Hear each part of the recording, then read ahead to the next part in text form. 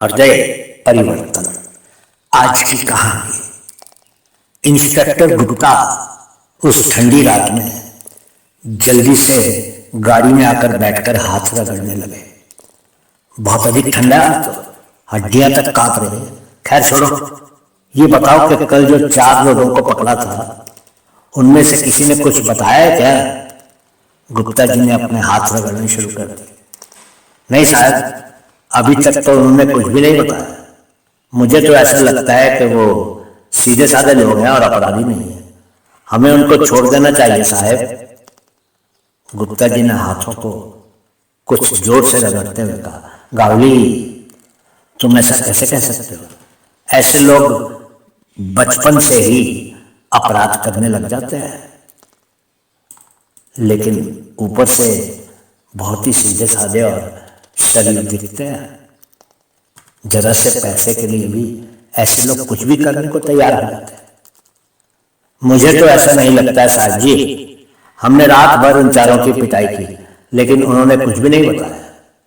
मैं यकीन से कह सकता हूं कि वो लोग अपराधी नहीं है। शायद इस बार हमने ऐसे सीधे साधे लोगों को पकड़कर गलती कर दी है। ऐसा लगता था जैसे कि हवलदार गावली अपराध बोध महसूस कर रहा था। गुप्ता जी गंभीर लेकिन शंका भरी नजरों से गावली की तरफ देखने लगे। तभी ड्राइवर ने गाड़ी आगे बढ़ा दी। चारों तरफ घना कोहरा छाया हुआ था। सड़क पर इक्का दुक्का गाड़ियां ही दिख रही थी। सड़क पर कोई भी इंसान नहीं दिख रहा। तभी एक जगह पर गुप्ता जी की नजर रुक गई। एक गली के कोने में कुछ लोग बैठे हुए आग ताप रहे थे। गुप्ता जी ने ड्राइवर से गाड़ी रोकने को कहा। ड्राइवर ने तुरंत ही गाड़ी सड़क के किनारे रोक दी। गुप्ता जी ने हवलदार गावली से कहा, गावली, जरा जाओ और उन आग ताप रहे लोगों से भी कुछ पूछताछ करो। शायद इन लोगों को घटना के बारे में कुछ मालूम हो। शायद कोई सुराग मिल जाए। अगर ये लोग नहीं बताते हैं तो 1-2 डंडे लगा देना। सब बोलने लगेंगे। गावली ने एक बार फिर से बहुत ही विनम्र स्वर में कहा, क्षमा कीजिएगा साहब, एक बार फिर से सोच लीजिए। हम एक और गलती करने जा रहे हैं। कल भी हमने निर्दोष लोगों को पीटकर एक अपराध किया था, और अब आप इन सामान्य लोगों को पीटने को कह रहे हैं। साहब, हम तो अपराधियों को सूंघ कर ही पहचान लेते हैं। देखिए, उन लोगों के साथ एक कुत्ता भी बैठा है और मजे से आग ताप रहा है। ये लोग अपराधी नहीं हो सकते साहब। इन आग ताप रहे लोगों ने कितने प्रेम से उस कुत्ते को अपने साथ बैठाया। इन लोगों को तो कुत्ता भी जानवर नहीं लगता है। और एक हम है कि हमें आजकल गरीब इंसान इंसान ही नहीं लगते। इंस्पेक्टर गुप्ता के दिमाग को जैसे एक झटका लगा। उन्होंने भावशून्य नजरों से उन लोगों के साथ बैठे हुए कुत्ते को देखा और फिर ड्राइवर को गाड़ी आगे बढ़ाने का इशारा किया। गाड़ी धूल उड़ाती हुई आगे बढ़ने लगी।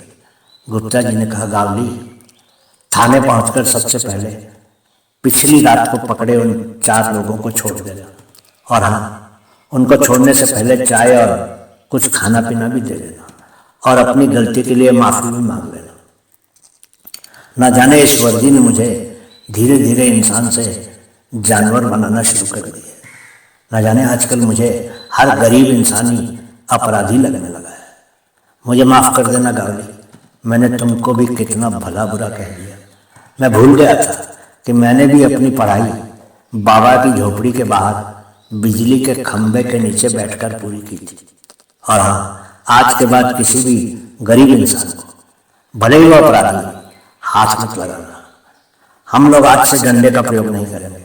हम लोग अपराधियों के साथ भी बातचीत करके सच निकाला करेंगे और अपने थाने को एक ऐसा थाना बना देंगे जिसको लोग मिसाल के रूप में देखा करेंगे। तुम ठीक कह रहे हो गावली, आजकल हम लोग गरीब इंसान को इंसान नहीं मान रहे हैं।